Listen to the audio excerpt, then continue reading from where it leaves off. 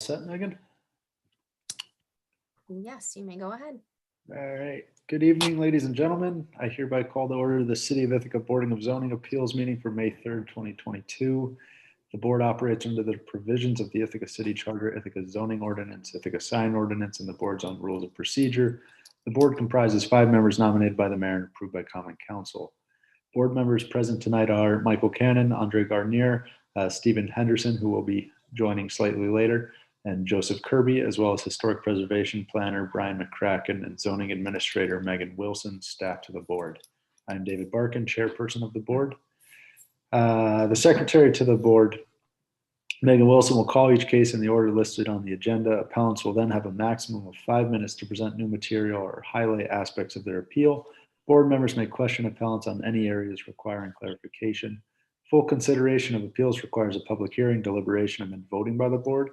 These actions occur only after the appellant has filed appropriate documents with the zoning division and planning and development board. Public hearings include testimony from, quote, interested parties. The board considers interested parties persons who live, work, or own property within 700 feet of the property, who are authorized representatives of recognized adjacent neighborhood civic groups, or who are elected city officials. The board members may question testifying interested parties on any areas requiring clarification. Persons who do not meet the interested party definition will not be heard.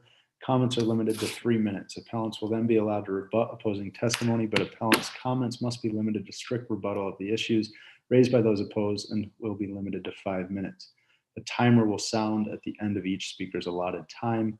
While we do not adhere to strict rules of evidence, we do consider this as quasi-judicial proceeding, and we base our decisions on the official record. The official record consists of application materials filed with the zoning division, correspondence relating to cases received by the zoning division, the planning and development board's own findings and recommendations, if any, and the record of tonight's meeting. An audio recording is being made of this meeting. Therefore, it is essential anyone wanting to be heard speaks clearly so their comments are recorded and heard by everyone. Extraneous comments will neither be recorded nor considered by the board. We ask everyone to limit their comments to the zoning issues of each appeal and not comment on matters beyond the board's jurisdiction. Following the appellant's rebuttal, the appeal hearing will be closed and the board will begin deliberation. The board is required to render a decision within 62 days of the public hearing's closure. Once the hearing is closed, no further testimony will be taken. It takes 3 votes to approve a motion to grant a variance of favorable interpretation. In the event of a tie vote, an appeal is denied. Tonight's online meeting format requires us to manage public comment differently, but the board always welcomes input from interested parties. Tonight's appeals are available for public review on the city website, and the meeting is being streamed live online via YouTube. Interested parties are welcome to address the board as part of this online meeting or may submit written comments to be read into the record during the public hearing. Megan, would you kindly call our first case? Appeal number 3217, 325 Dryden Road and 320 Elmwood Avenue. Appeal of Jason K. Demaris Architecture on behalf of property owners Red Door Rentals and Adbro Development for an area variance from section 325-45-2E Collegetown Residential 3 District Standards for maximum building length. The applicant proposes to demolish the existing structures at 325 Dryden Road and 320 Elmwood Avenue and consolidate the 2 parcels into a single lot with primary frontage on Dryden Road.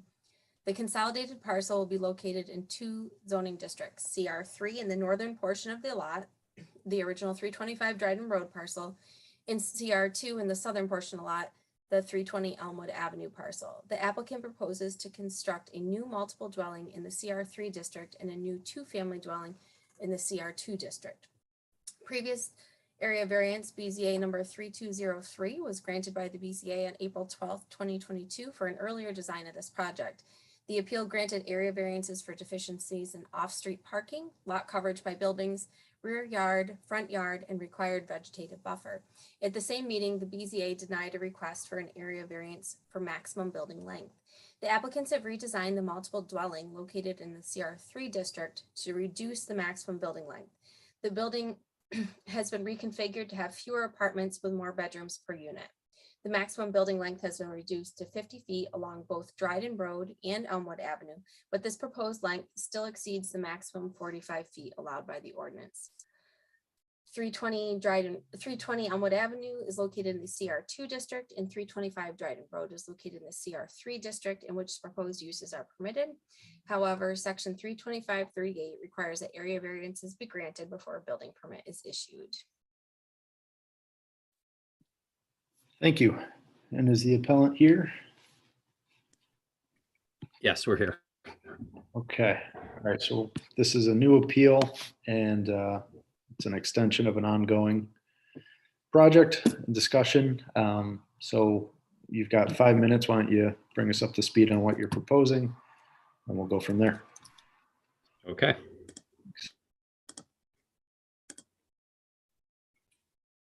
All right. Is my screen share up? Yes. Yeah, okay. All right. So, all this was in the submission. As Megan said, it's we're down to just building length. So as a result of the meeting, last meeting with some of the variances approved and building length, we've revised the building down.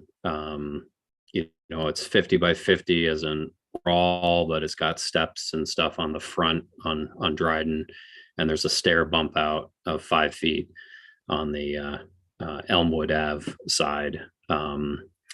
To do this, we had to change to more 3-bedroom apartments, which we were hoping to avoid. That caters more to undergrads. We really like the 2 bedrooms, but this is the only way to make it work. And that's why we were here before you previously, trying to get more of the 2 bedrooms. So as we did this reduction, some of the other variances have reduced. Lot coverage is essentially in compliance now. I think it will be exactly in compliance based on the revised floor plans that I submitted just the other day. And then the parking count changes because we have fewer units and higher 3 bedrooms. So that those 2 bedrooms required a parking space each, but now as 3 bedrooms, it doesn't change the count. So everything got a little bit better. And as you can see here, we're showing 8 spaces on site, 5 shared with Elmwood. It's still a project. I think that's really it for the site plan. Hopefully you had a chance to take a look at it, and you got a chance to see the revised floor plans. So essentially what we did is we took the units that were over in this red boundary, pushed the stair out and pulled a bedroom into this 2-bedroom. Again, just avoiding having fewer 3 bedrooms was the mission of the last project, but this gets us much closer to that 45-foot requirement. And then one thing you haven't seen yet is just some renderings. That's the proposed building there from the corner, looking across Dryden. That's a bird's eye. I'm going to skip over that. Here's the view from across Dryden, a little further west, very similar to the adjacent building. And then here's the view from Elmwood. And I think that's really it, unless Chris or Greg, who are on the call, want to add anything. I think that does it for our presentation. Yeah, if I may, Jason, I just think it's important. The part that is requiring the ask for the variance is just that 16 by 5.5 or 5 foot section of the stair tower that bumps out. That's correct. Right. This requires the variance, and technically we always were at 50 feet from the other direction. So technically there's a 5 foot sliver up here. But, I guess I'd make the point that we're in compliance with lot coverage now. But the trapezoidal shape of the lot and the existing conditions, plus 45 by 45 doesn't let you realize the as of right lot coverage. So, so something's got to give, it seems. I guess that's a good point to make. Okay, anything else from the appellants, or you're good for questioning? Yep. All right. Board members, would you like to start with some questions?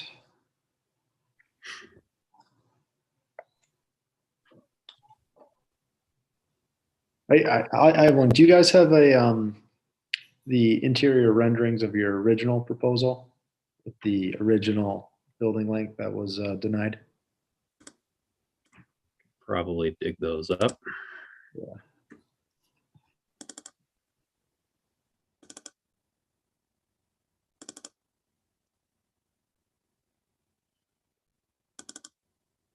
Oops.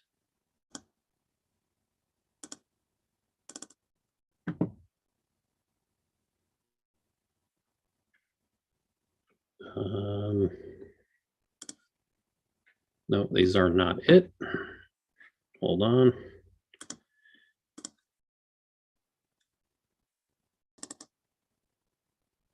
Yeah, I guess these.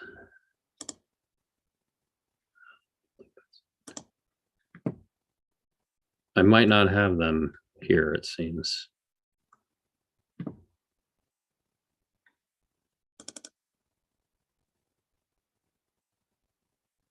Yeah, I don't know that we actually submitted those because when we first saw you, just to give you an example, this was the floor plan, but then we reduced about 13 feet off this unit on the east wing here, and shrunk those down to 1-bedroom units. Yeah, so if I guess the visual might be, you can just take off the bedrooms, and we squeezed a kitchen into the living room with the bedroom where the kitchen is. That was the prior plan. Does that help? If you think about what's in that red rectangle. Sure. And then I guess if you could just speak to the board, just sort of, again, re-emphasizing why it is that you still cannot meet the maximum building length requirement. Was there any rendition of interior spaces that could allow for that stairwell to be, that 5 feet inward? And if not, why?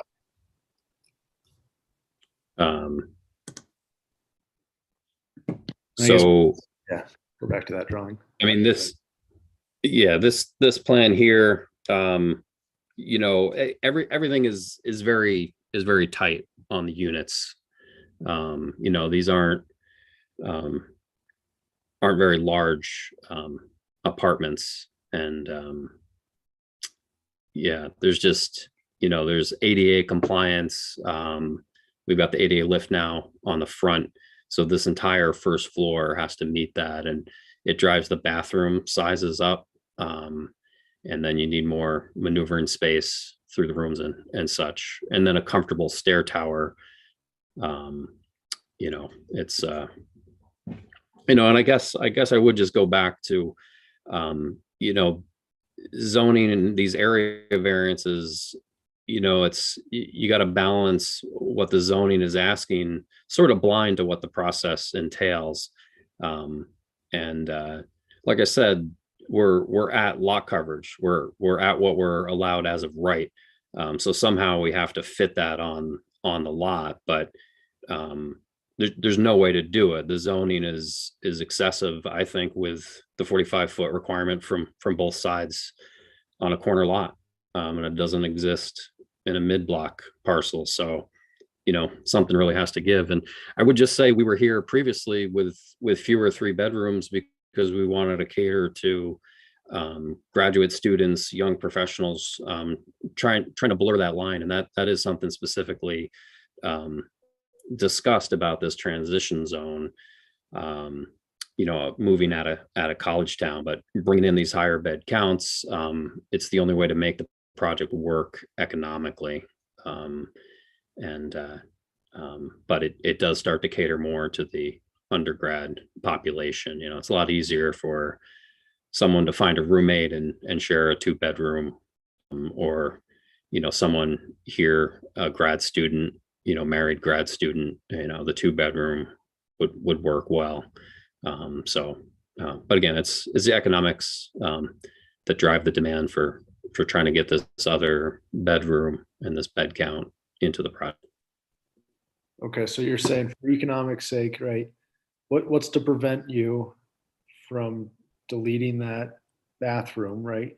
And one of those bedrooms, and then you would be back to 2-bedroom units, which you said was your preferred. So, I mean, if is that what's preventing us from doing that is there's zero detriment to the neighborhood from this project. You know, we need a detriment from this project elaborated upon. If there's no detriment, the benefit is for the applicant. I mean, that's the process that's been defined, you know, by state law and highlighted through our whole process. okay? Board members, any other questions? I don't have a question, but I will comment. I can live with this change. I could vote for this. Okay. Yeah, Andre. Yeah, I mean, I share Mike's opinion.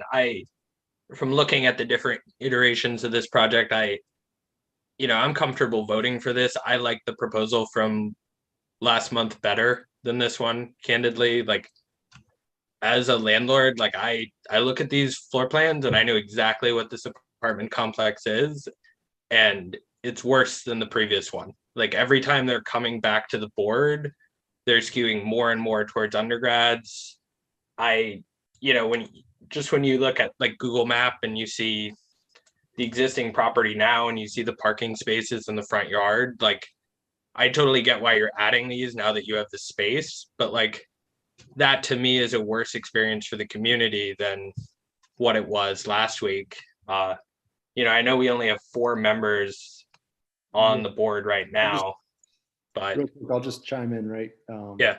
I think we should close, we should do a public hearing, right? Because let's close that out. And then we can just move right into the deliberation. And then, yeah, the juxtaposition of what the zoning is, and then, I think we can talk about that. So let's just, unless there's any questions for the appellants, and then I think we'll just open public hearing. Is that cool? Joe, do you have anything? Not as far as questions. Okay. All right, Megan, are there any people here for public comment? Not have anyone signed up to speak this evening. And we also did not receive any written comments either in support or opposition to this proposal. So, Okay. I do have comments from the planning board, which, sorry, let me bring them up real quick.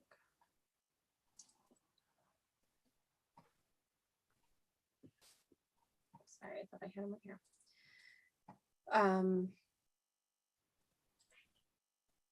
Which was that the planning and development board reviewed this separately from the other proposal, but says they continue to not identify any negative long-term planning impacts and supports the project. And then environmental review has still been completed, so I don't believe we have anything else for the public hearing at this time. Okay. All right, so now we can move into deliberation, correct? Or do we need to close out public hearing? We can close the public hearing. Do we need a motion for that, or we can just?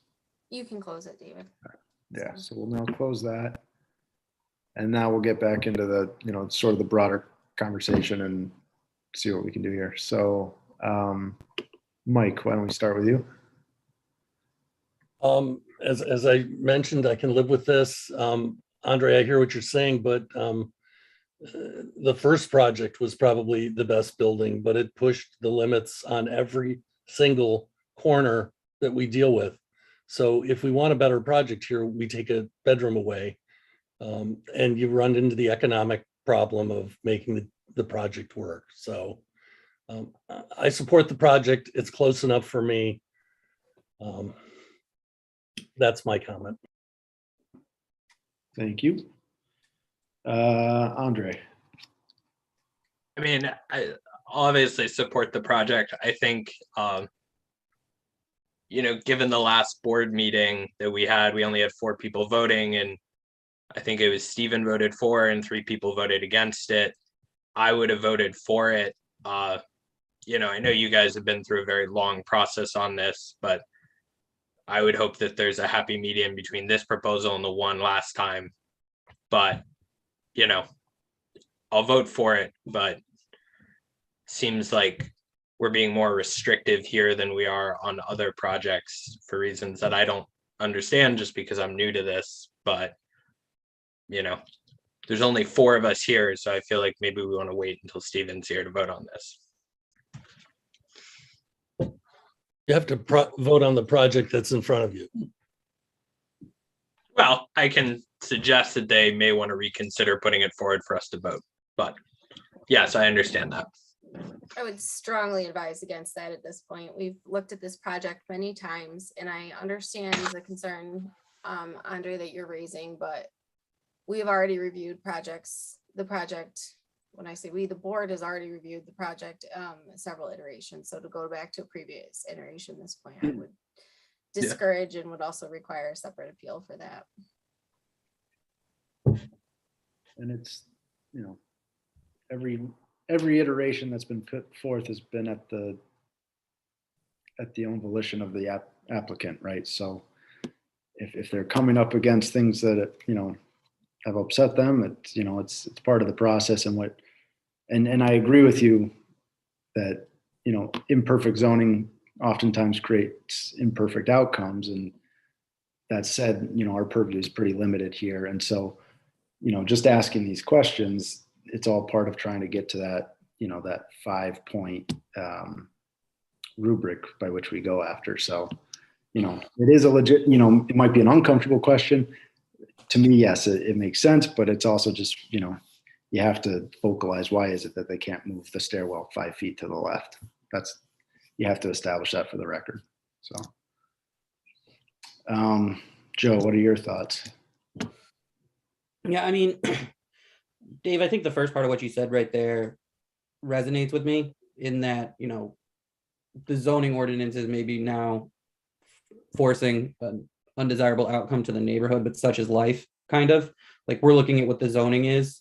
They're using it. I think the ask here, especially compared to the last ones and certainly compared to the first one, is well within what I'm comfortable permitting. So, it feels like a little, like, I don't know how to phrase this, but like a little bit of a punishment, like, oh, we weren't allowed to have it this way, so now we're going to make it more uncomfortable for everybody in the neighborhood. But I certainly understand the economics of it, and realistically, I'm not that worried about it. Like, we're here to look at the zoning ordinances and what it's for. The 5-foot ask, they could probably fix it to a degree, but given some other ordinances or some other variances that we've granted, I'm comfortable granting this. Okay. And then as far as the other variances, and now is an opportunity for board members, should they wish, to tie in or modify as a contingency of this variance, right? Some of I believe they added a parking space, right? So they've actually decreased that deficiency, which is a good thing in the eyes of zoning, right? So you could tack that on as a contingency to this variance, which. So this is my newness as well, but are we allowed to then say, this is what we want that parking variance to be? Like, to kind of modify the previous variance? I think Megan would know. Yeah, Megan, can you speak to that? Sure. So, I mean, you can, the board did grant the variance for the 7 to allow 7 parking spaces previously, similar for the lot coverage. If the board felt that the condition of changing that to the 8 spaces, or, sorry, I'm looking, trying to find on Jason's screen here, the 40% lot coverage would make them more comfortable in approving an additional variance. You can include that as a condition of this. Otherwise, you do not need to make any changes, and the original variance will still stand. What are board members' thoughts on that? I think the biggest thing, well, not the biggest thing, obviously, but I think a lot of us were uncomfortable with the parking one. Like, I ultimately voted for it, but I was wishy-washy right up until the end, so I wouldn't have a problem doing it with that one. So we'd be reducing the parking variance to 7 spot. I'm sorry, increasing it to 8 spots. Correct. And I would say might as well at that point also bring the building to lot coverage compliance at 40%. Just if they're telling us that it already is in compliance, I don't see the harm in that. Yeah. That'd be fine. Okay. And then I guess whoever does make a motion on this just sort of, I describe the uniqueness of this project, right? The double lots, the consolidated lots, how we got here, right? So that we can show the story and then sort of defend it as a unique single instance. But if we were to tie in the increase to 8 spots and 40% lot coverage, I intend to vote in favor of this. I'll make a motion. Is anyone opposed to that? Nope. Second it. Okay. I am going blind. Let's see here.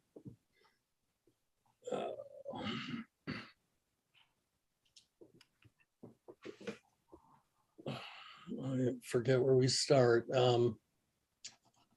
I move that we grant the appeal on behalf of the property owners at 325 Dryden Road and 320 Elmwood Avenue.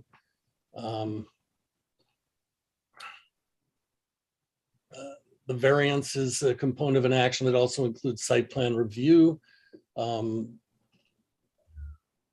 The deliberation and findings of the board today are, and I'll premise this with a small modification to our prior approvals.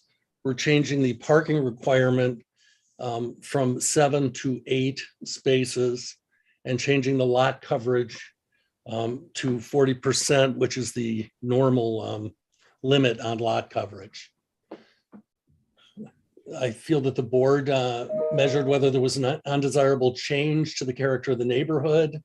They are proposing to construct a 50-foot long building on the portion of the consolidated lot located in the CR3 district. The building will exceed the maximum building length by 5 feet.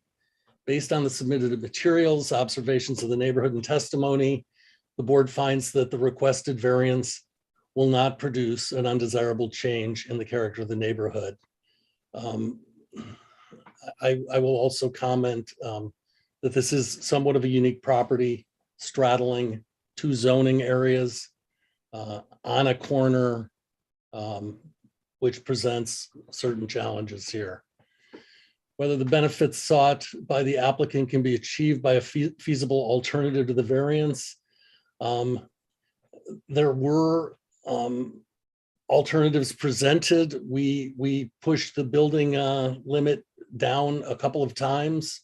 I would say the only alternative to this is to bring it back to the 5 feet limit, and I don't think that that's a significant enough change to demand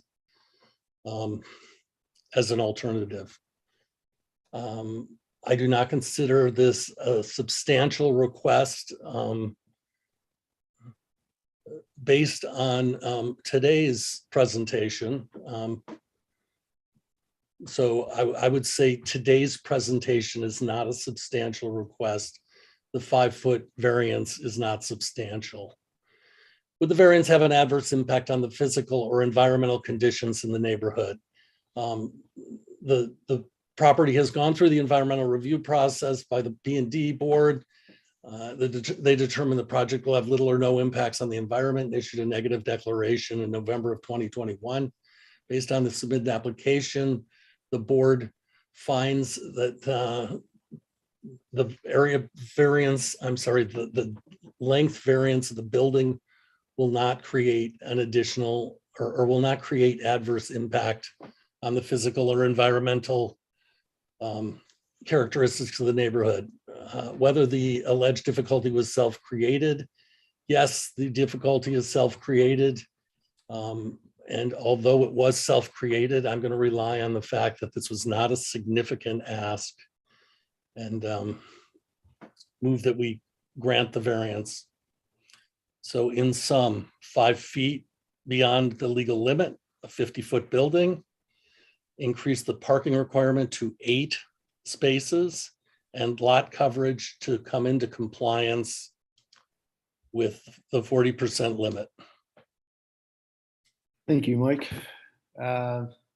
Megan, if that's, We if get we're all a set there. second on the Oh, motion. I'll second that. Okay. All right, Mr. Cannon. You- Mike, I think she's asking. Mike, Mr. Oh, Cannon. I'm do you vote? sorry. Go ahead. Can I have your vote, yes or no? Oh, yes. Sorry. It's okay. Mr. Gardner, Yes. Mr. Kirby, Yes. and Mr. Birkin. Yes. Okay, so the motion carries, and I will be writing up the decision and getting it out to you all, Jason, Chris, and Greg, and then send copies to the planning board and the building division as well. We can move forward to the next step. All right. Thank you very much. Thanks, Have everybody. a good night. David, could I just say something real quick? Sure. I just, again, I know this is a lengthy process and I know that this was a lot of back and forth. And I know from our standpoint, I just really appreciate the work that you do, the discussions that we had. And I know that this is, volunteer and you guys put a lot of work into this. So I know at times, it may have felt tense and things like that, but I do appreciate the diligence in which you approached it. And I appreciate you for challenging us in the process. So just wanted to say thank you and appreciate the efforts that you all do on behalf of the city. Thank you. And You're good work with the county. Yep. Thank you. have a good night. All right. Take care. And Megan, I think that brings us to appeal number 3215. Appeal number 3215 for 123 North Quarry Street. Appeal of property owner Ivana Asilovich from an area variance from section 325-8, column 4, off-street parking requirements of the zoning ordinance. The property at 123 North Quarry Street is currently a single unit multiple dwelling with 5 bedrooms and a maximum occupancy of 5 people. 2 off-street parking spaces are required for the current use, and those spaces are provided at the applicant's property at 132 North Quarry Street, as allowed by section 325-20 of the zoning ordinance. The applicant is proposing to create a new 3-bedroom apartment in the basement of the existing building. The new apartment will require an additional off-street parking space, and the property will be required to provide a total of 3 spaces. The applicant is seeking a variance for this additional space, stating that she's unable to construct this space on site or provide it within 500 feet of the property. The applicant will continue to provide the 2 parking spaces required for the existing multiple dwelling, or the first unit, I should say, at 123 North Quarry. The property is located in the R3A residential use district, which proposed use is permitted. However, section 325-38 requires that an area variance be granted before a building permit is issued.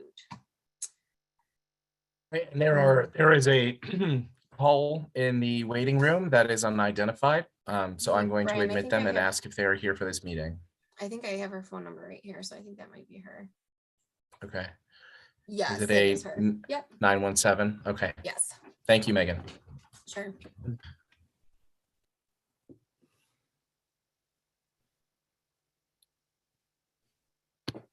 Hello, Ivana, can you hear us? Yes. Yes. Can you hear me? Yes, we Yes, can hear you. can. So within Yes. 5 minutes, if you could please present to us your project. It's being discussed right now. I'm listening to the live feed. This is for the Zoom meeting, right?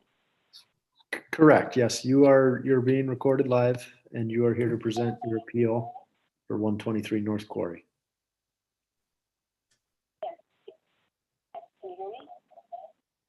Oh, it's delayed. I'm sorry. I'm listening to it on I would turn YouTube. off YouTube, yeah. And I was just speaking to the phone. Turn off YouTube. Yes, yep, you'll have a lag that way. Okay. Okay. All right. Do you need me to present this? Yes, yep, you're here to present Well, your. it's pretty much what Megan said. Okay, in your own words, please, if you could just real quick relay it to us. And then if Oh, you wanna I take the recently, full 5 minutes, yeah, it's up to you. yes, I recently bought this house and it has a partially finished basement, even though it's not like legally permitted. And I wanted to permit the basement as living space also.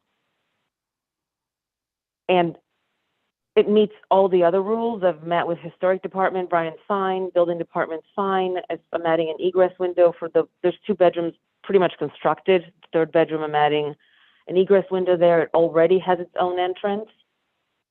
It's for the zoning that the 3 bedrooms mandate an additional parking spot, but there simply isn't anywhere to put it.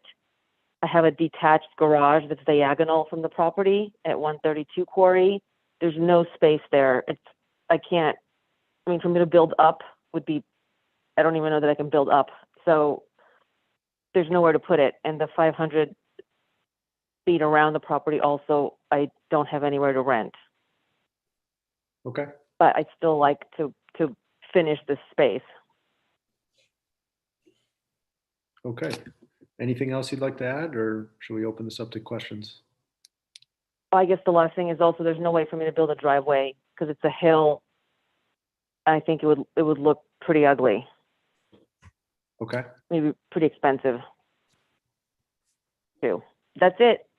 okay, thank you. So if you could just please stay on the line, and then I'll open this up now to board members in case, starting off, does anyone have any questions?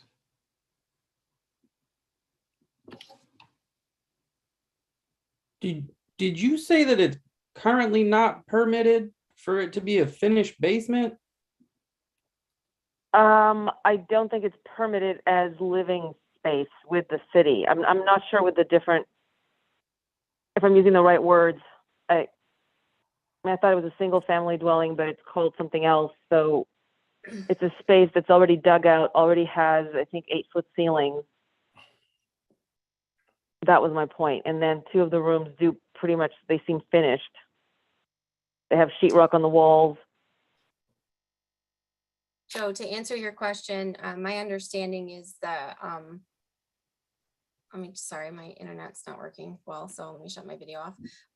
There were rooms that were being used as, in the basement, but those have had to stop that use. And so there's 5 legal bedrooms upstairs.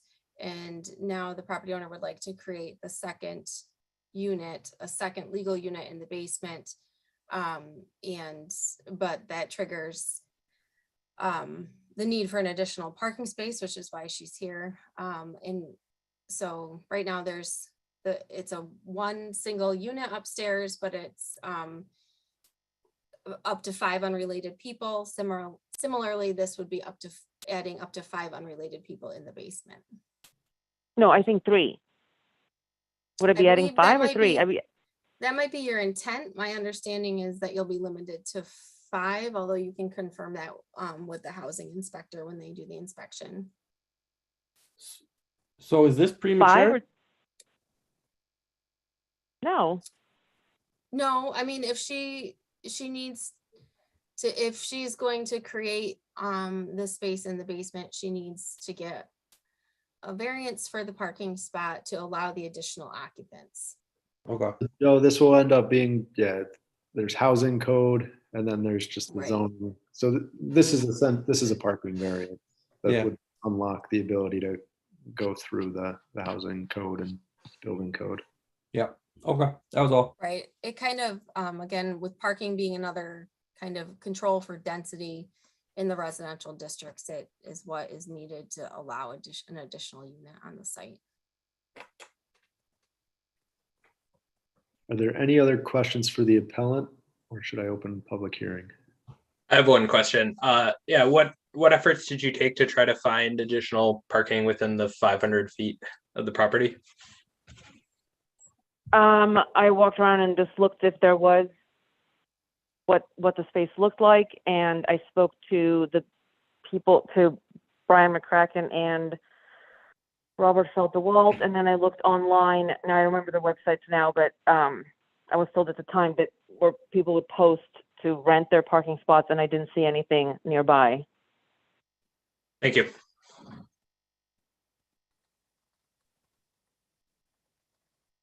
Anyone else? I mean, we can ask questions again during our deliberation.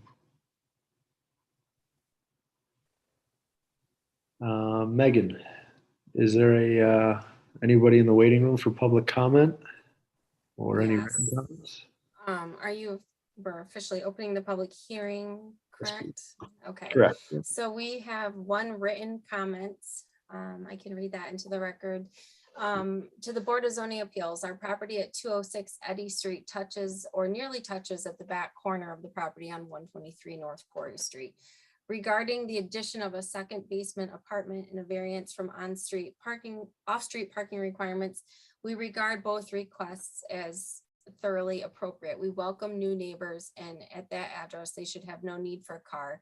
We've lived without owning a car since 1993 and can provide them advice. Sincerely, Teresa Alt and Wales Brown. And again, that was 206 Eddy Street. And I do not have anyone signed up to speak here in person.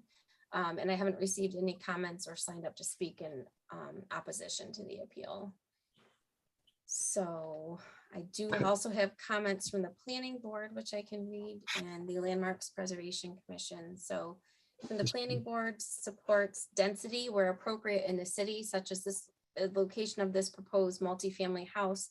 As well, they support home improvement and ownership investments in older homes and neighborhoods that do not involve new development.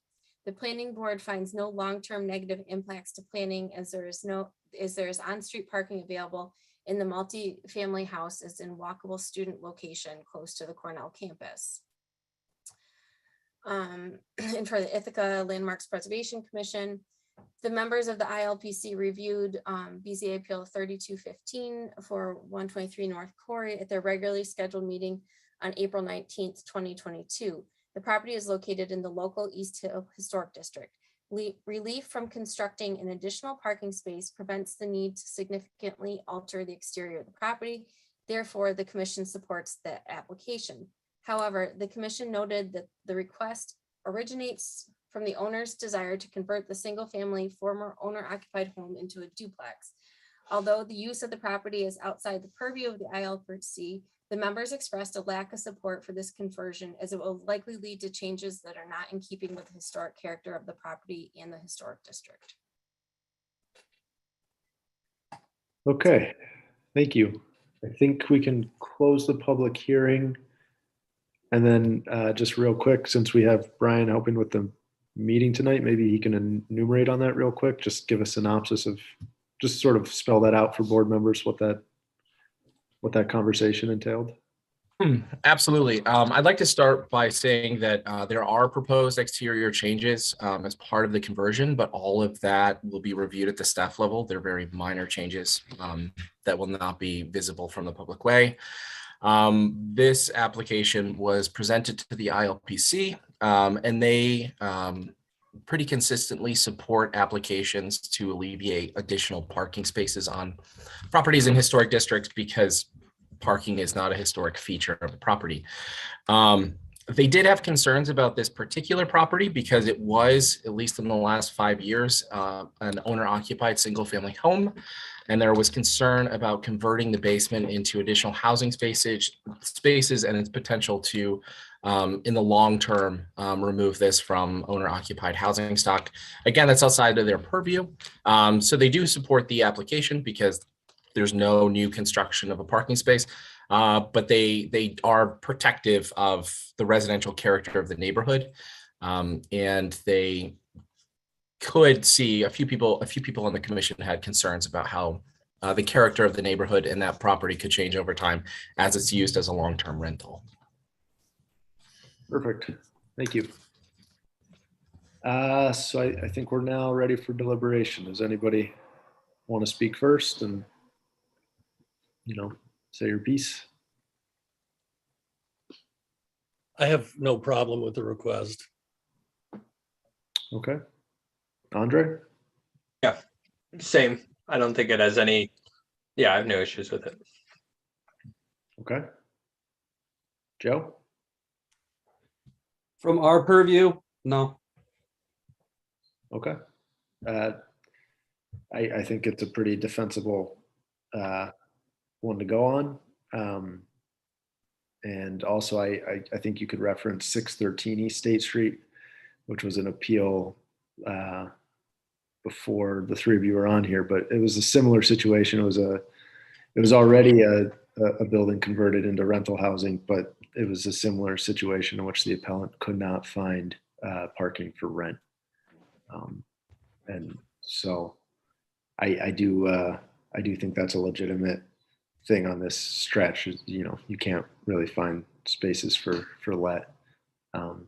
So yeah, I plan to support this should it go to a vote.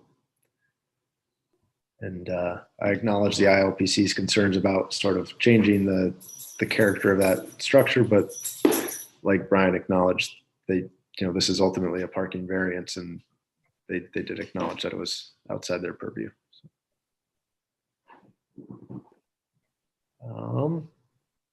Is there a motion, or does anybody want to take this one on? I can make the motion. Okay. Just give me a sec. Trying to pull up the right screen, and I guessed this one last. All right, so I will move to grant appeal number 3215 for a parking variance at 123 North Quarry Street. Okay, so whether an undesirable change would be produced in the character of the neighborhood or a detriment to nearby properties, I'd say no. The applicant is proposing to construct a new 3-story bedroom apartment within the basement of the existing home at 123 North Quarry Street. The new construction will double the current occupancy of the building, will allow up to 5 additional occupants. The new unit is required to provide 1 additional off-street parking space, and the owner seeks a variance from this requirement. Based on the submitted materials, observations of the neighborhood, and testimony at the May 3rd BZA meeting today, the board meeting finds that the requested variance will not produce an undesirable change in the character of the neighborhood. Whether the benefits sought by the applicant can be achieved by a feasible alternative to the variance, I'd say no. The applicant talked about walking through the area, plus the concerns of the ILPC of changing the nature of the construction would, I think, not really be actively feasible for the goals of the community. Whether the requested variance is substantial, I'd again say no. We're talking about 1 parking space here. That to me just doesn't read as large. I can go into further detail if necessary, but no. Would the variance have no adverse impact on the physical or environmental conditions in the neighborhood? Based on the submitted application materials and testimony of the applicant, the board finds that the variance 1 parking space will not have an adverse physical or environmental impact. Whether the alleged difficulty was self-created, yes. This is the applicant's decision to turn this into a rental, necessitate or creating the need for the parking space, but given the other factors, I think that outweighs the self-created difficulty. And again, I would point to the feasible alternatives. There really don't appear to be many, if any at all. So I will move to grant the variance. I'll second the motion. You, Megan, can you please poll the members? Mr. Cannon, Can you just say yes or no, Mike? Yes. Great, thank you. Mr. Gardner, Yes. Mr. Kirby, Yes. and Mr. Barkin. Yes. All right, so that motion carries. I will be sending, Yvonne, I'll send you the written decision within the next 2 days and send a copy to the code inspector for this project as well. All right, thank you. Thank you. Thank you. All right, thank you, everyone. Yep, have a good night. You too. And Megan, I think that brings us to appeal number 3216. Yes, 204 Homestead Terrace. Appeal of property owners Colin and Katie Tashida for an area variance from section 325-8, column 11, front yard requirements of the zoning ordinance. The applicants propose to replace the existing front stoop at 204 Homestead Terrace with a larger front porch. The property has an existing front yard deficiency with the existing stoop and front steps located 22 of the required 25 feet from the property line. The new front porch and steps will exacerbate this deficiency and will reduce the front yard to 18 feet. Property is located in R1A district in which the proposed use is permitted. However, section 325-38 requires that an area variance be granted before the building permit is issued. Okay, and is the applicant here? Yes, great. So in about 5 minutes, could you please present your project to us? Then we'll Yeah, open it sure up. thing. Suppose I can share my screen. I don't know if you have documents in front of you, but let me see. Sure. Looking for, there we go.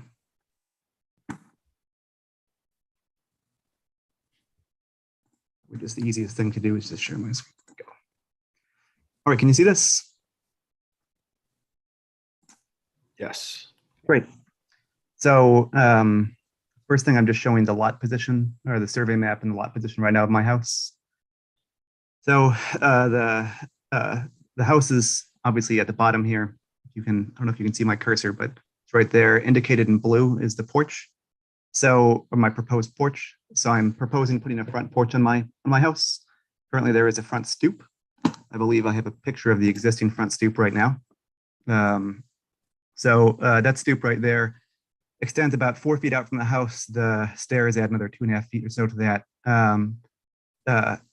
Interestingly, the front stoop currently violates the zoning requirements for my house. It's like 24 feet off the property line or something like that. But what I'm proposing doing is adding a dormer to the front of the house and adding that would come out an additional 4 feet and add a front porch. So I can show you the proposed front porch. It's right here. And there is the change to the house. So small, relatively small dormer off the front, and or gable, whatever you want to call it, pushing out an additional 4 feet into the yard.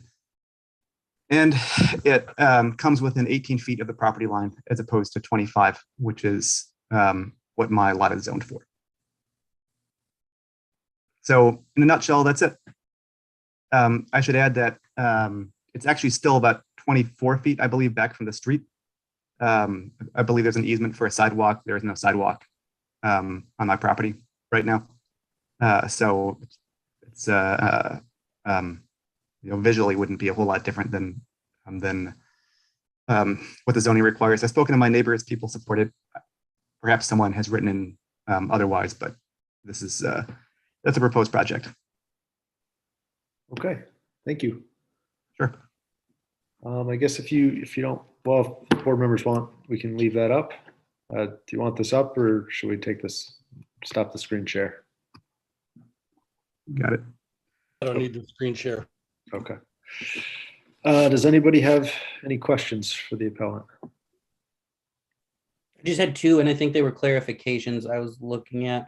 One, Colin, can you tell me what the square footage of the new porch will be? Sure. It's 8 by 16. So not counting the stairs. All right. And then you said that it's 24 feet from the street, and there was the issue of your property line's like 5 to 6 feet from the actual street. Is that typical for the neighborhood to have that setback for the property line, or is that? I imagine it's typical. I suspect what happened when this neighborhood was when these lots were made is that there was space provided for a sidewalk that was never installed. So the houses around me, there's no sidewalks in this particular part of the neighborhood, and that's unless that changes, I don't see unless the city installs sidewalks, I don't see that changing. So.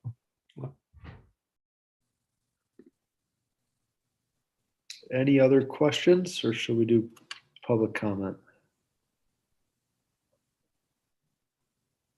Okay. Megan, are there any letters or anyone here to speak? Should we open public comment?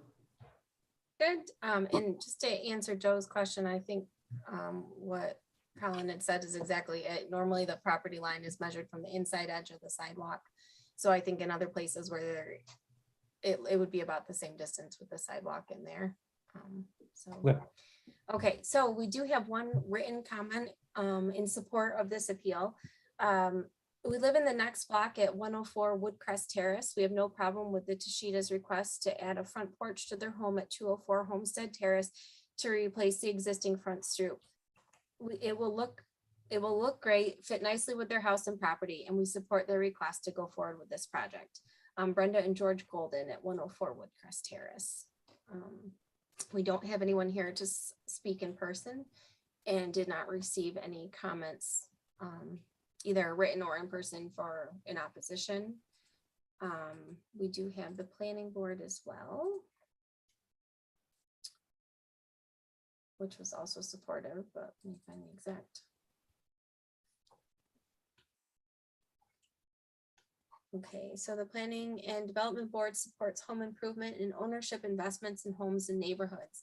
They find the addition of the porch to be an improvement to the property's appearance and aligned with the neighborhood character. The board finds no long-term negative impacts to planning. Thank you. I think we can close public comment and then we'll move into deliberation. Joe, your thoughts? It's a small little porch he's adding to his house. I'm fine with it. Okay. Andre? Yeah, same. It'll be, yeah, there's barely any change to the neighborhood. It'll look better. It serves a functional role. Looks like a great addition. Okay. And then Mike, and then again, maybe we should always just be trying to vocalize, our sentiments as they pertain to the 5 points. So anybody? I'm fine. I think it's a desirable change for the neighborhood. I think the benefits sought is feasible alternative. It was not a substantial request, and it should have no adverse environmental impact. And it was a self-created deficiency, but there was already a deficiency there. And I think that that's the mitigating issue is that you're going to have a much more attractive functional property. Great, thank you. I concur with Mike. Seems like we're ready for a motion. Does anybody want to make that motion? I'll make a motion. Okay. Perfect. Let's see here. A motion to grant the variance number 3216 for 204 Homestead Terrace. The factors I considered, this was not an undesirable change to the neighborhood. They're going to be removing an unattractive, not contributing porch for a slightly larger porch, which to scale is very nice. The benefits sought by the applicant, can it be achieved by a feasible alternative to the variance? Actually, I don't think they could build one that would be in compliance. So no matter what they do, they're going to be either duplicating the out of compliance or exacerbating it slightly. Again, I think this is a not a substantial ask, and that overwhelms any other issue. As I've said a couple times, the requested variance is substantial. No, I don't believe it's substantial. The yardage in the front yard is 18 feet of the required 25. The proposed front yard will be 72% of the required depth. While proportionally, this could be considered a substantial variance, the proposed front yard still provides significant setback from the property line and green space in front of the home. Would the variance have an adverse effect on the environmental conditions in the neighborhood? I would say no. The requested variance is type 2. It's predetermined to have no negative environmental impact. The board finds that the front yard variance will not have an adverse physical or environmental impact. And was the project or was the difficulty self-created? Yes, it was self-created in that the applicant is proposing to construct a larger porch, but that to me is mitigated by the modest design and size of the ask. And I so move. Thank you. Is there a second to that motion? I'll second. Okay. And then Megan, could you please poll board members? Shannon, Yes. Mr. Gardner, Yes. Mr. Kirby, Yes. and Mr. Barkin. Yes. All right, so that carries, and your variance is approved. I will be sending a copy of this to you within the next 2 days, as well as a copy to the code inspector for your project, so you can move forward with your building permit. Thank you very much. Appreciate the support. Thank you. Thank you. And then moving right into Appeal 5 for tonight, which is 3198. So Appeal of Full Architects on behalf of property owner Boris Simkin for an area variance from section 325 45.2F Collegetown Residential District Standards for lot coverage by buildings. The applicant proposes to demolish the existing structure and construct a new row house on the property at 228 Dryden Road. The building will be 4 stories tall with an occupiable basement below grade and will provide 35 residential units. The proposed building will be deficient in the maximum lot coverage by buildings requirement. The property is permitted 50% lot coverage, and the proposed project will cover 58.8% of the lot and will exceed the minimum green space requirement. The applicant presented an original proposal for this project at the November 2021 BZA meeting and a revised design at the April 2022 BZA meeting. Based on the feedback from the board, the applicant has again revised the project to meet the definition of a row house as defined by the zoning ordinance. The design changes have eliminated the April 2022 building length and rear yard variance requests. The applicant is now seeking a variance for maximum lot coverage by buildings. It's located in the CR4 district where the proposed use is permitted, but is required to get an area variance before the building permit is issued. Thank you, Megan. Is the appellant here and ready to give us a 5-minute presentation? Yes, I'm Steve Hugo with Holt Architects. Can you all hear me? Yes. Okay. So David, go ahead and do a 5-minute presentation. Yes, please. Yep. And feel free to share your screen or, give us some synopsis of, how you got here and, what you were able to do to bring it further Sounds into great. compliance and why you're here. I'll try to be brief. Let me share my screen.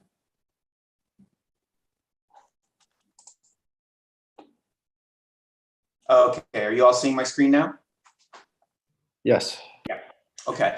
What I'm about to show you, I think I showed you more drawings last time, but I'm basically going to show you the zoning analysis drawing from the previous meeting, the updated one, and I have this little chart here to explain sort of where we were. Megan did a great job explaining that. Without going into the gory details, I'll just explain that going back to November, we had felt that the building was designed in a way that it was not quite a row house, but close enough to a row house that that in that way it was sort of not a substantial ask. But what we understand and appreciate is that the board had said, if you don't meet the definition of the row house, then we're going to measure each of the variances as significant or not.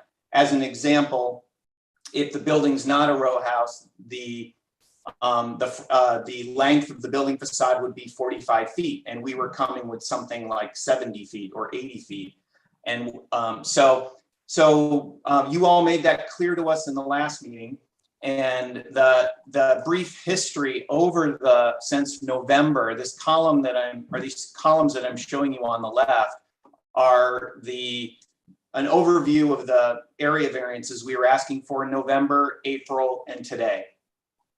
And so in November, we were at 66% lot coverage, and 50% is allowed. Our green space was at 11.3%, and I believe it was 25% is allowed. Our rear yard needed to be 19 feet or 20, and we had about a 9-foot rear yard. Our building length was at 87, and that's where it got into the row house definition. But what would have been allowed if it wasn't a row house was 45 feet. And our side yards were under the 5 foot that would be required if the building was not a row house. We came back to you all about a month ago, and I think the row house definition piece, at that point, we still weren't 100% clear on it. We did reduce the area variances we were asking for from 5 to 3. And at the time, we were unfortunately still making the argument to all of you that this thing is practically a row house, but it's not. This is the meeting that I think you guys were crystal clear with us that, if we wanted to, something like building length, you saw as significant because we were at 70 feet, not 45 feet. I believe people were saying, the lot coverage number at the time didn't seem unreasonable, but some of those other asks were too great.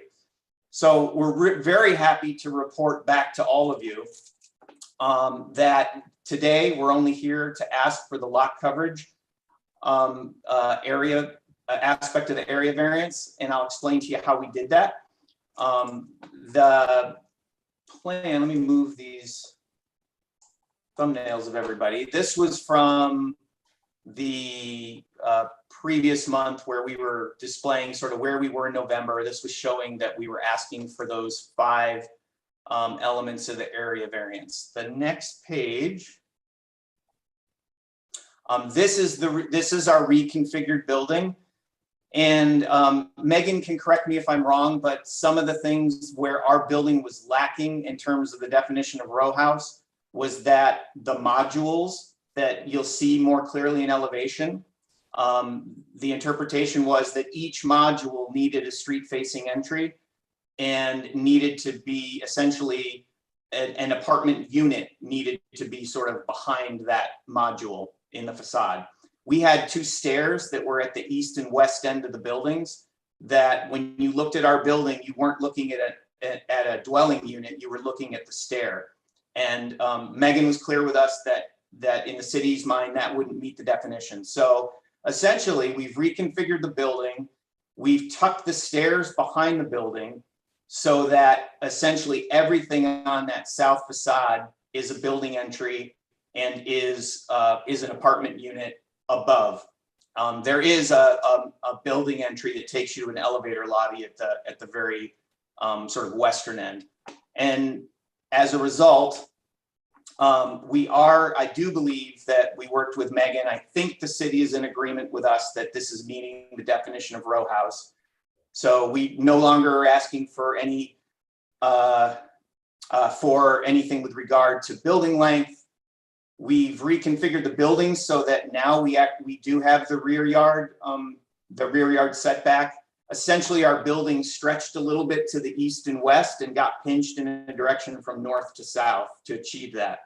So we do have the required rear yard, and we have then increased even more our green space. So as we're way back in November, we were asking for relief on green space. We're actually at 38.7, which is well over the 25% required. And then our one ask is the 58.8% lot coverage. That's including the balconies. So just the building itself would be about 55%. And then the last thing I'll show you. So if you're just going by memory, this building still looks and feels like the building you saw last month and that the planning board has seen. The major difference is it was on this eastern end that I'm circling that we did have an egress stair and not apartment units. So these are apartment units on the eastern side. And similarly, the stair that was once on this western side is now to the back of the building as well. I believe that's all I have. Tom Cavell, is there anything that you would want to add that I might have missed in our presentation? No, Steve, I think you covered it. Thanks. Okay, and we thank the board for your time, and we're done with our presentation. Okay, thank you. And if you don't mind just putting down the screen share, and if we do need it, we'll call it back up. Of course. For now, are there any questions from board members? Steve, you said part of the need for the extra 3% is the balconies. Is on the lower floors, are there on the bottom floor, is there anything there, or is it just the upper floors with the balconies? I'm sorry, Joe, what was the question on the lower floor? What? On the bottom floor, is there anything there, or is it just right up to the wall? And so like you can stand directly under a balcony? Yes, there's a patio. In almost all cases, below the balcony is a patio. On the rear, there's a patio that faces the north, and on the south side, it's the terrace and the ramps and the stairs that then come down to the street level. Okay.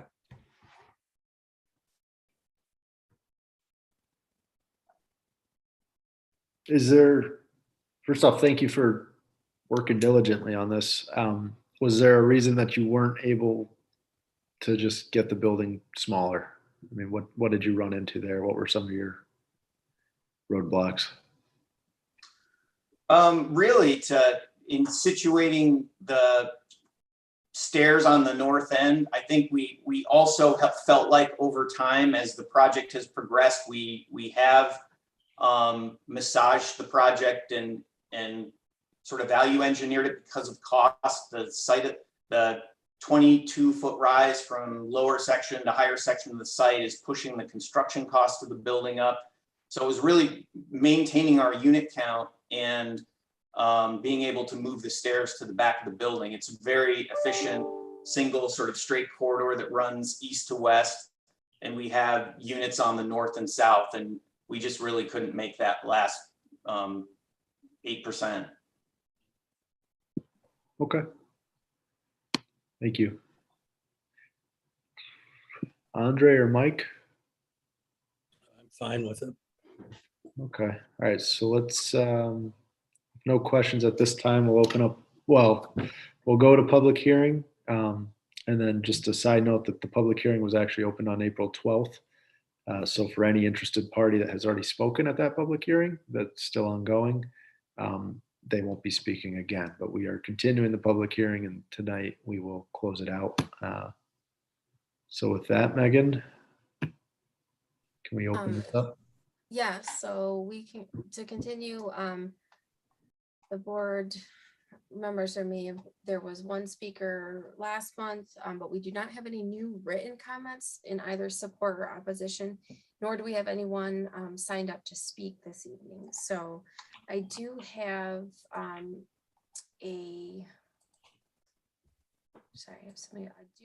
updated recommendation from the Planning and Development Board, and I am loading that right now to read to you, which is that the Planning Board continues to not identify any negative long-term planning impacts and supports this appeal as they did on October 2021. The Planning Board appreciates the applicant's willingness to reduce the variances throughout this time, particularly appreciated the project now meets the green space requirement. They are supportive of the maximum lot coverage deficiency due to the nature of the project site, which is very steep, and additional coverage was needed to provide accessible ramps. And those are all the comments I have. Thank you. I think with that, I'd like to close public comment, and then I have a question for Megan. So my question is, are there other, in this immediate vicinity, to your recollection, are there other projects nearby in this zone that also went above lot coverage? And then just also, what was the city's intention with the 50% lot coverage restriction? What did the city Sure. envision? So the first question, yes, I would say there were several new projects in the immediate area that have come before this board for lot coverage variances. I can pull up those exact calculations for you in just a second, if that would be helpful. But yes, I would say that we have seen lot coverage variances granted for other projects in the 200 and 300 block, I guess mostly 200 block actually of Dryden Road, between I would say 50 and 65% lot coverage, but I can pull that information up for you. I would say the intent for the lot coverage is, again, so the CR4 district is intended to be, this one is actually the transition zone for the college town zoning. So you have the CR1, 2, and 3, which are intended to be traditional residential neighborhoods. And then the CR4 district, which is intended to encourage redevelopment and really start forming a bridge between the higher density, the traditional neighborhood, and the higher density mixed use districts in central college town. So this area, I think, was previously kind of depending on the previous one, was between 30 to 40% lot coverage. So the 50% was an increase to encourage some redevelopment, but also to allow sufficient space for green space. There is a 25% green space requirement here. And also some room for parking should it be desired. The CR4 district is not required for new construction to provide off-street parking, provided that they submit a transportation demand management plan to the Planning and Development Board for review and approval, which is what this project is intending to do. Okay. Does that help? Yes, it does. Okay. So it's 25% green space Yes. for anything in this district. Yep. Okay. Thanks. Yeah, I think we'll open it up. We'll start deliberating, but then if you don't mind just looking up some of the other percentages, just so that we can gauge, because on paper it is, I feel a substantial ask. So I'm curious to know what's happened in the past. Okay. If you don't mind. Yep. Deliberation. Mike?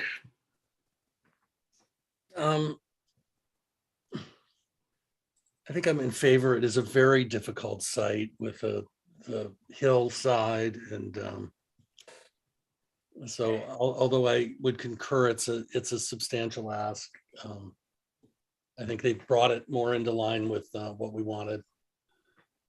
I could get behind this one. Okay, thank you. Let's do Joe and then Andre.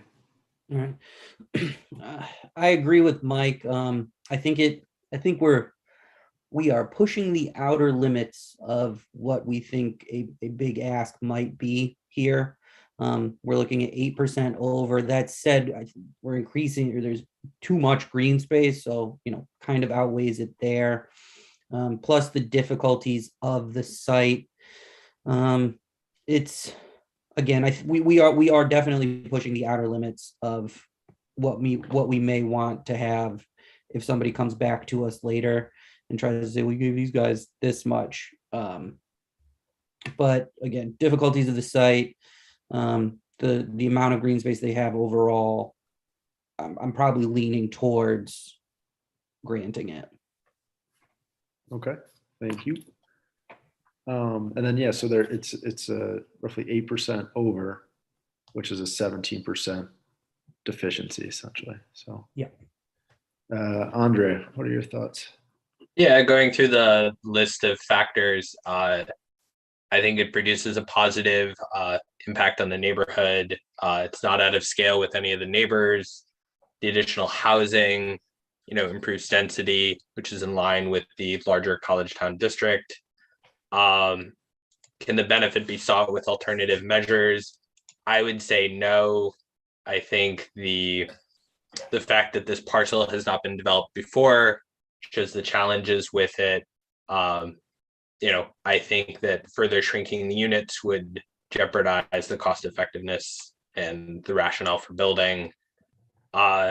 In terms of whether or not the variance is substantial, I think, again, in terms of the larger impact on the district, I don't think it is substantial. And I think, the project site is unique in that it represents a lot of challenges for building. So, the percent, delta there, while we may consider it large at times, it's reasonable given the challenges of the site. I think it's self-created problem, but again, I think it's positive for the community, and I think it should get more leeway just given how hard it is to develop there. Thank you. Sorry, going through. It's my practice. This is good. Megan, were you able to just get eyes on some of them? So I would say the most similar is probably the site right nearby, which is the 232 to 238 Dryden Road site,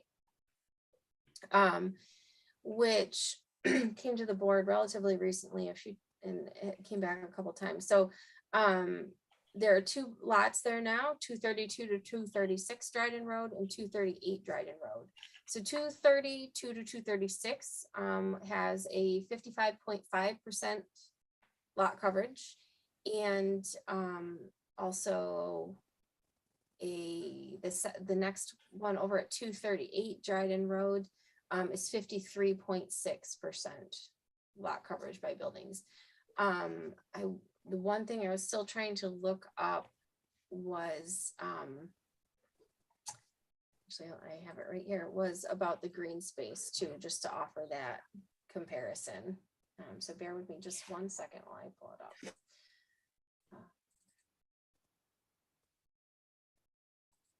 Okay.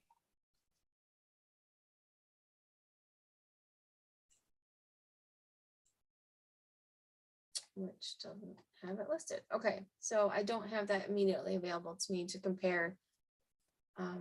But I will say, just as general recollection, I don't believe that those projects were offering as much green space as this project is proposing, but I can continue to look for that. Will you all, if you have more discussion? Okay. Does anybody else have input? And then if not, I can chime in. What's the lux in terms of lot coverage? That was it. Yes, exactly. So I can't remember which building. 236. Yeah. So and then the newest one was 238. So one of them was 55.5 and the other one's 53.6. It's a substantially larger building though. I know we're talking percentages out one side of our mouth, but yeah, let me find that green space too, Mike, because I think that might go along with kind of that. I mean, I guess what I have difficulty weighing in my mind is like, on previous projects, we've supported 100% reductions in, what's required by zoning. I mean, going from 1 to 0 is more substantial than going from this to this. What makes this more substantial is the scale of the project, right? Like I agree with that. But I think the project does not seem substantial to me in the context of the buildings that's surrounding it and what's right around the corner. So that's my personal perspective. I don't think the impact is substantial. And I think there's precedence for allowing something in terms of percentage change like this. Yeah, Steve, and then I'll respond to that also. Yeah, David, I just wanted to offer too, like, and maybe I didn't answer the question all that well, but as an example, like right now, we're almost to the south as far as we can go. We're trying to keep some setback from the east and west from the neighboring properties. The rear yard, which we have are, the 20 feet. If there was a place that we were going to make the building smaller, the impact of shaving off the north end of the building, we'd lose a hugely significant number of units. And the only thing I wanted to mention about that is somebody mentioned about, sort of the public impact. That's all on the rear yard from Dryden. You'd never perceive if we took 5 or 10 feet off the back of the building, our building would look, at least from the street level, exactly like our building looks now. No one would see it. So I just wanted to make that note in terms of impact versus the percentage. No, Thank you. that makes sense. Yeah, so first off, I want to say thank you for bringing the building as close as you could into compliance, right? I think, and this sort of goes into what we're up against a lot, which is just sort of, there's different ways different project teams try to get a project through, right? And sometimes the bureaucracy or the zoning seems very prohibitive or Kafkaesque, and the process is what it is. And there's different ways to try to get there. So thank you for getting this back to row house definition. It might not have seemed like a big deal, but based on the purview of this board and what we're up against, it was. And so I think we're in a good spot. I also think that this is a unique board in that you have real estate professionals, retired commercial lender. This is a board that also understands unit count. Whether or not we can always integrate that into the 5 criteria that we go off of, that's why I think it'd be very interesting moving forward that some appellants bring in, right? When you're asking for asks that go so far beyond your property rights, well then, at least bring the information that validates the subsidy in that sense, right? Much like, sometimes abatements have to present their financials. And so I think you definitely have a case for this being a difficult building site, and any education for the public in that sense of, makes our job easier with these 5 criteria is, easier to move something forward. But I support this ask. I think the board members could ask for a contingent on just, planning board's approval of a landscape plan. And I know that when you were in front of them, they were really asking for, some details on how you intend to go about a robust planting regimen. But I think, again, by honing in on the uniqueness of the site, board members could vote in favor of this while still acknowledging that the variance is substantial and self-induced. But I'd be curious to hear what other board members think of that. Andre. Just me, or is the properties surrounding her, do they not have any balconies on them? Lux does. Yeah. The Lux does.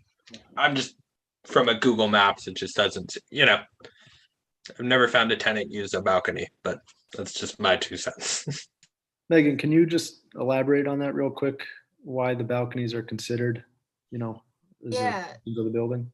Yep, so there is a provision to not count balconies towards the lot coverage requirement if they're a depth of 2 feet or less. So a lot of developments you might see keep it within a 2 feet deep balcony so that they don't have to count it towards lot coverage. They're proposing a deeper balcony. So because they're going over the 2 feet, which I would say from a planning perspective makes the balcony more functional and more usable, but it does require that it be counted towards the lot coverage requirement. So I think, that's kind of a point in the zoning that at some point in the future we might want to consider. You don't want to penalize someone for creating something usable, but I think that's what was met there with that piece on the balconies. Thank you. And then Steve, your calculation of your overage had that zoning not applied? No, it did.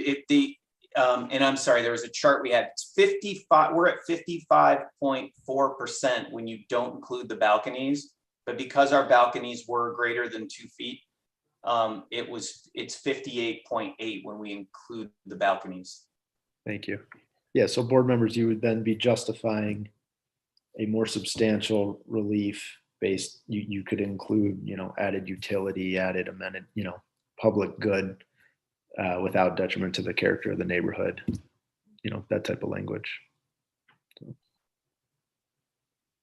yeah, Andre. I guess I find Steve's comment compelling about, I don't know if we rejected this, I don't know if they would come back. Obviously, we don't have any financials here, but I do believe, Steve, that if they were going to adjust this project, they're not going to shrink the building, they're going to bring it back more. And like this, I think this project will look the same, in 1 month than it does now. So, I think we might be able to get closer to the end goal, but from its impact on the neighborhood and how substantial that's going to be felt in the neighborhood, I don't think that there's going to be any difference. Okay. Looks like Mike stepped out for a sec, but Megan, can you just confirm that this is the only, non-compliance? Everything else has been taken care of? Yeah, I've gone through the latest set of plans, and with the redesign to meet the row house definition, it really brings it, the building length might be similar to what you saw last month, but they're allowed that as a row house. Side yards were good, even though they were reduced a little bit on the one side.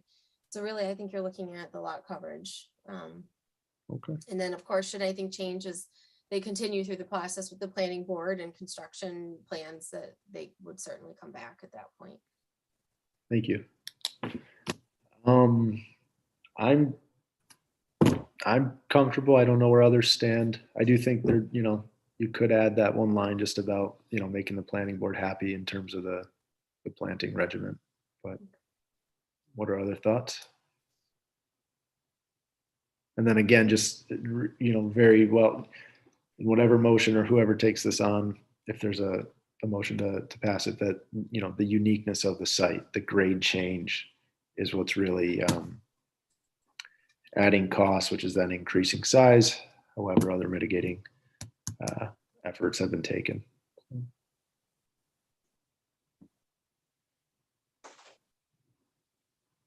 Andre, do you want to try one, or do you want me to take this? I think you should take this. I'll do one next week, I promise. But what's the rationale for adding language about the planning board and planting and stuff like that? How does that sort of relate to us? Essentially, a more robust planting regimen would help mitigate the overage of the building, in my opinion.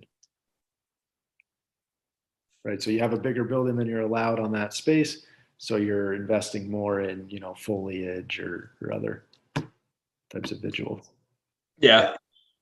I would say, David, we did receive early on that comment from the planning board, and we had produced more plantings, and so I don't think we object to that language, because it's something we know we have to go through with the planning board. Exactly. So I don't see any harm in adding it if it's okay by you guys, and right. Okay. All right. I will make a motion to grant variance request for application or appeal 3198. The appellant is Holt Architects. On behalf of property owner Boris Simpkin, the address is 228 Dryden Road. Let's see here. Let's go back up.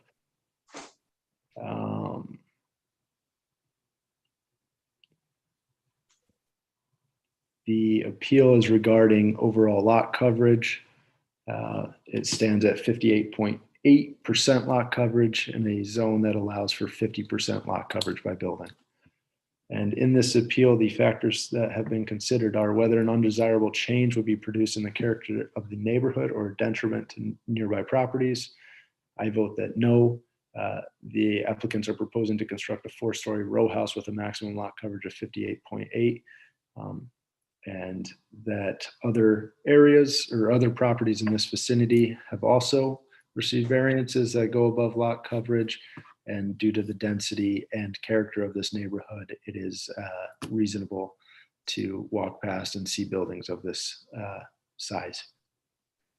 Whether the benefits sought by the applicant can be achieved by a feasible alternative to this variance, no.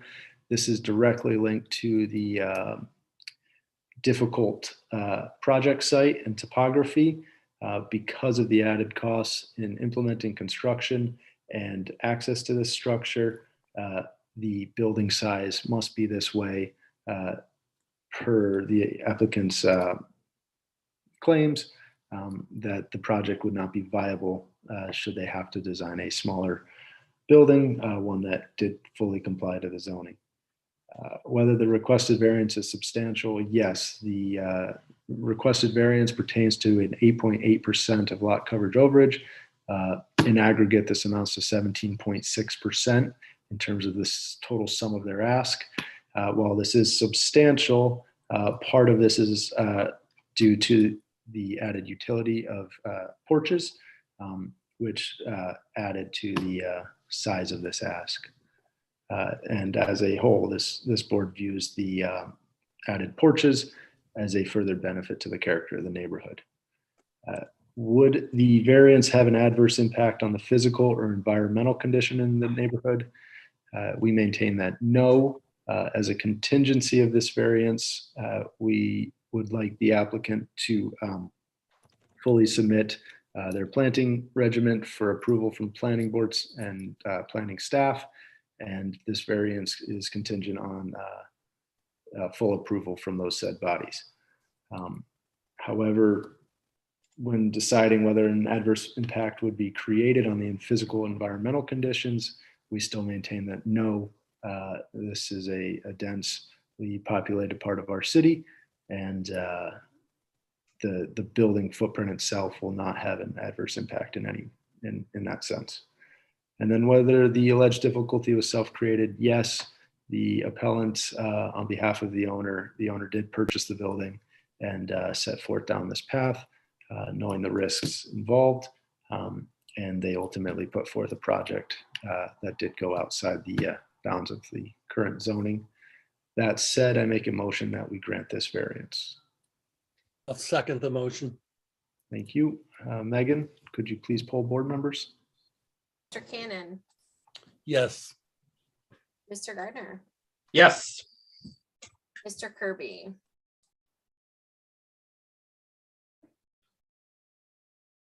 Joe, are you I'm there? muted. Yes. Okay.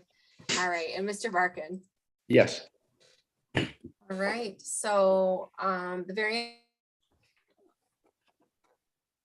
You're breaking up, Megan.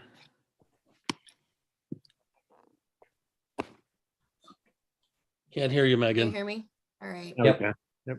Okay. Sorry. I don't know what's going on with this tonight. I will be sending you, Stephen, Tom, a written copy of the variance and sending it along to the planning board and the building division as well. But from our end, you are all set unless there should be any future changes. Okay, thank you everyone for your time and your patience with us, and especially to Megan for working with us as well, and city staff. Thank you. Thank you for everything. And, best of luck. Okay, thanks. Good night, everyone. Night. Good night. All right. And that brings us to administrative matters. So obviously I did not get all of the minutes ready for you to approve this evening. So I was wondering if we might finalize a 15-minute time, and it might not even take that long to review and approve the minutes. I know I sent out some dates. I heard from a few of you, but it sounded like a lot of the dates were okay.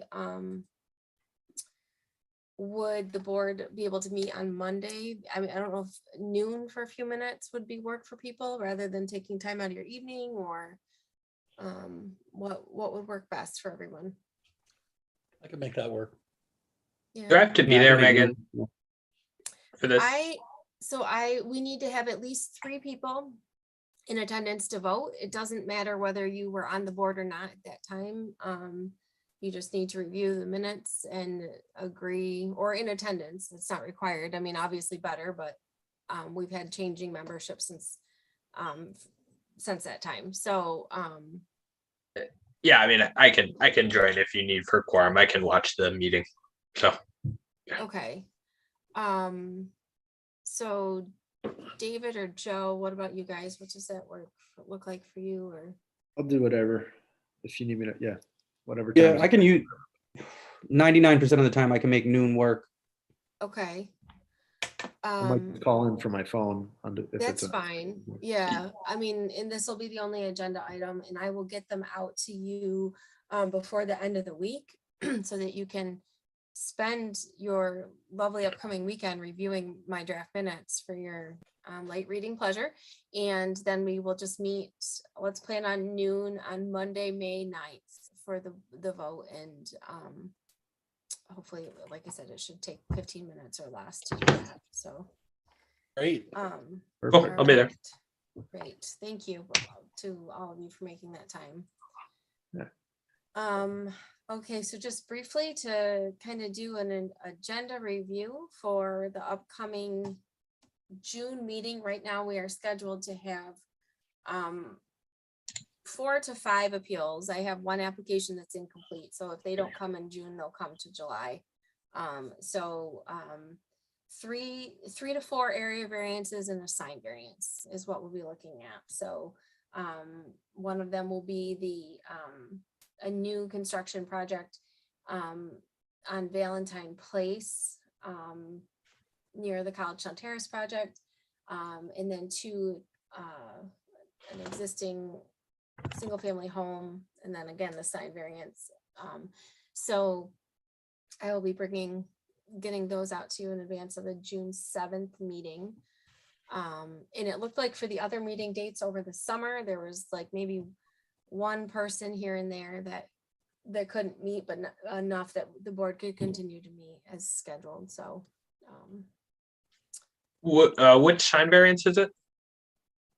it is a sign variance for electric vehicle chargers at Oh, okay. weddings. Yeah. Okay. So yeah, you might have some coming your way that we'll have to talk about.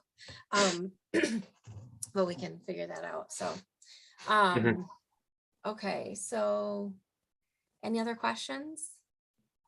I've got one. Are we ever gonna think about a vice chair, just in case, for instances for a recusal, or if I'm not around?